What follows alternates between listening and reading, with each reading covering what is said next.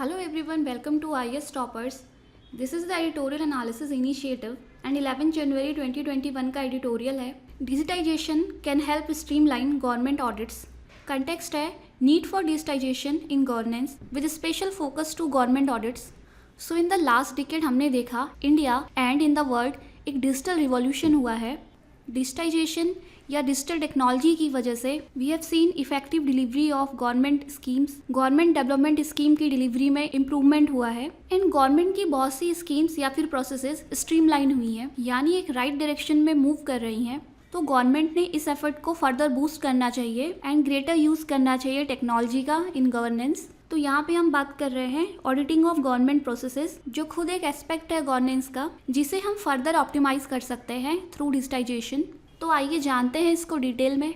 तो पहले हम बात करते हैं कुछ एग्जाम्पल्स की of digitisation in governance and their success stories. DBT और direct benefit transfer initiative use of digital technology से सक्सेसफुल हो पाया है. डीबीटी इनिशिएटिव ये लॉन्च हुआ था 2013 में एंड तब से इस इनिशिएटिव के थ्रू मनी ट्रांसफर हुआ है worth Rs 8,200 billion which is a massive amount, जिससे बेनिफिट हुआ है around 900 million people of India.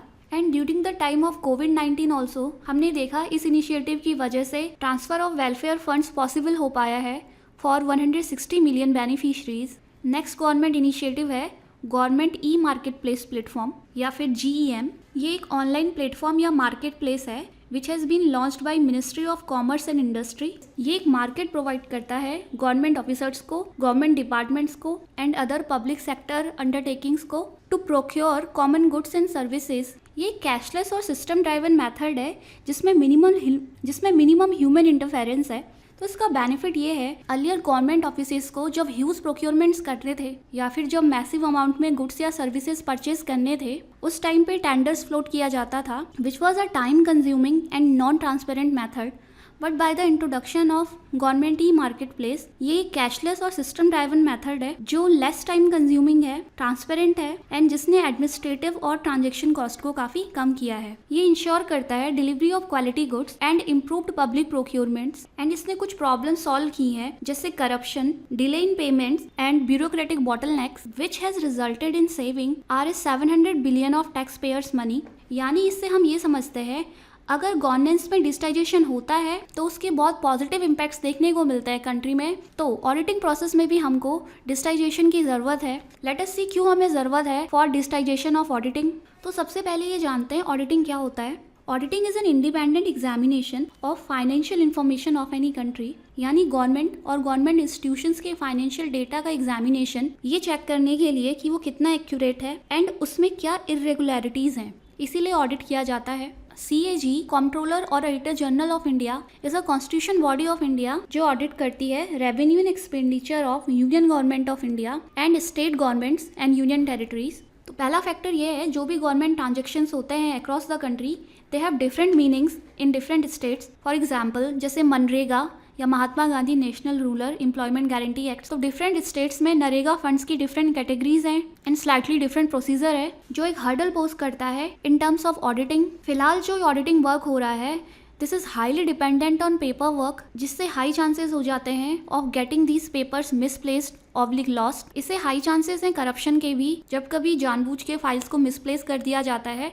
या कभी फायर आउटब्रेक के इंसिडेंसेस सुने होंगे आपने. तो इसीलिए हमें ज़रूरत है ऑडिटिंग को डिजिटाइज करने की. जो CAG की अभी करंट ऑडिटिंग सिस्टम है वो एंटायर गवर्नमेंट ट्रांजेक्शन को ऑडिट कर पाने के लिए सफिशिएंट नहीं है and currently it is auditing only 3% of all the government reports, जो वीकन करता है integrity of CAG. So current auditing system 3% audit ही क्यों कर रहा है. इसका रीज़न ये है कि करंट ऑडिटिंग सिस्टम यूज़ करता है सैम्पलिंग मेथड, जिसमें एक स्मॉल सैम्पल लेते हैं जिसे एक्स्ट्रापोलेट कर दिया जाता है फॉर लार्जर रिपोर्ट्स. तो यानी 97% of all the reports unaudited हैं या फिर उनकी अकाउंटेबिलिटी फिक्स नहीं है. फर्दर जो पब्लिक अकाउंट्स कमेटी है इसकी लिमिटेड पावर्स हैं एंड यहाँ भी हमें दिखता है कि there is under utilization of resources. Public accounts committee एक कमेटी होती है जिसमें होते हैं कुछ सेलेक्टेड मेंबर ऑफ पार्लियामेंट. ये कमेटी फॉर्म की जाती है बाय द इंडियन पार्लियामेंट. इनका रोल होता है to audit the revenue and expenditures of government of India and to examine the audit report of CAG.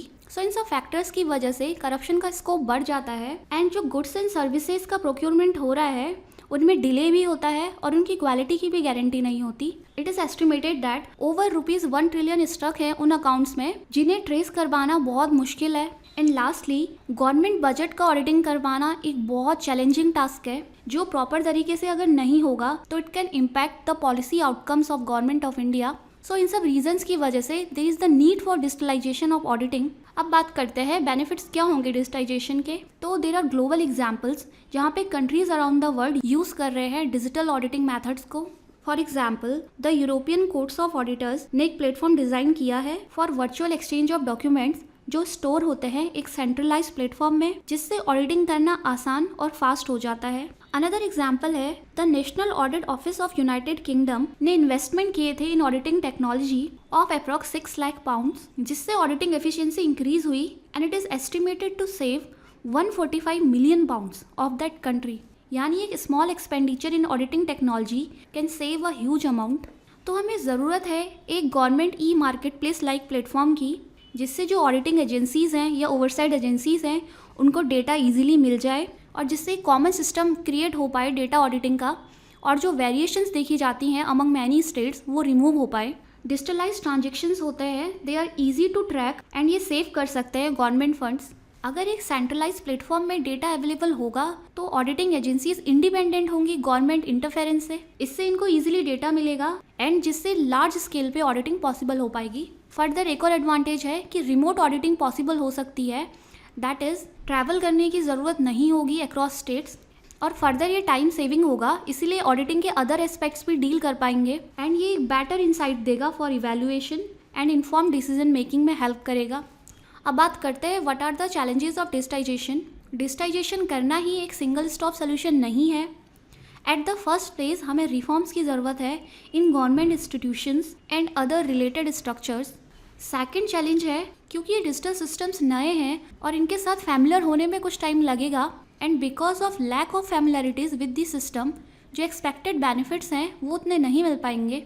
For example, जब GeM platform launch हुआ था इट वॉज एस्टिमेटेड कि annually इसमें 7 lakh crore transactions होंगे, but it has been found that अभी सिर्फ 32,000 crore transactions होते हैं annually, which is a good number but still away from the aim. Next challenge is digitisation process से डेटा मिलना तो आसान होगा, बट उस डेटा का यूज़ सही से हो रहा है कि नहीं उसके लिए पब्लिक अकाउंट्स कमेटी को खुद से अकाउंटेबल होना पड़ेगा। And another challenge is there can be some privacy issues also which can be a threat to national security, और डेटा लीक हो सकता है of welfare scheme beneficiaries which can add to privacy concerns of the citizens. Another concern है जो CAG के audit होंगे वो depend करेंगे जो डेटा उनको गवर्नमेंट मिनिस्ट्रीज़ या डिपार्टमेंट से मिलता है, बट सपोज करो इन द फर्स्ट प्लेस अगर गवर्नमेंट डिपार्टमेंट्स ही अपने डेटा हाइड करते हैं या मैनिपुलेट करते हैं तब ये इफेक्ट करेगा CAG के ऑडिट को एंड द क्वांटिटी या क्वालिटी ऑफ ऑडिटिंग डेटोरिएट या फिर सीवियरली इम्पैक्ट होगी। So what is the way forward? तो पहला सोल्यूशन होगा जो ये लूमिंग सिक्योरिटी और प्राइवेसी कंसर्न है सिटीजन का, इसे एड्रेस किया जाए। National audit office United kingdom में कुछ स्ट्रॉन्ग प्रोटोकॉल्स हैं जो इंश्योर करते हैं प्रोटेक्शन ऑफ पर्सनल डेटा, तो वैसे ही ज़रूरत है इंडिया में इस टाइप के प्रोटोकॉल अडॉप्ट करने की। Next step will be data minimization और टाइम लिमिटेड डेटा कलेक्शन, यानी सेट टाइम में डेटा कलेक्ट करना। And recently income tax department ने एक faceless scrutiny of tax return initiative launch किया है जो एलिमिनेट करता है interaction of officials and tax payers. तो इस टाइप का ही मॉडल ऑडिटिंग सिस्टम में भी अडॉप्ट किया जा सकता है जो एनोनिमिटी या प्राइवेसी प्रोवाइड करे in auditing. Former CAG of India ने रिसेंटली 2020 में प्रपोज किया प्रेसिडेंट ऑफ इंडिया को कि हमें ज़रूरत है एक data accountability and transparency act की, जिसका मेन एम है to make government transactions 100% electronic. यानी इस तरीके का एक लॉ अगर आता है तो it can ensure digitization of government spending. तो फाइनली हम ये कंक्लूड कर सकते हैं एक डिजिटल ऑडिट प्रोवाइड कर सकता है real time data to parliament, civil servants and citizens, जिसकी मदद से हम गवर्नमेंट की अकाउंटेबिलिटी फिक्स कर सकते हैं for their actions. So that's all for today. I hope आपको ये एडिटोरियल समझ आया होगा। Thank you.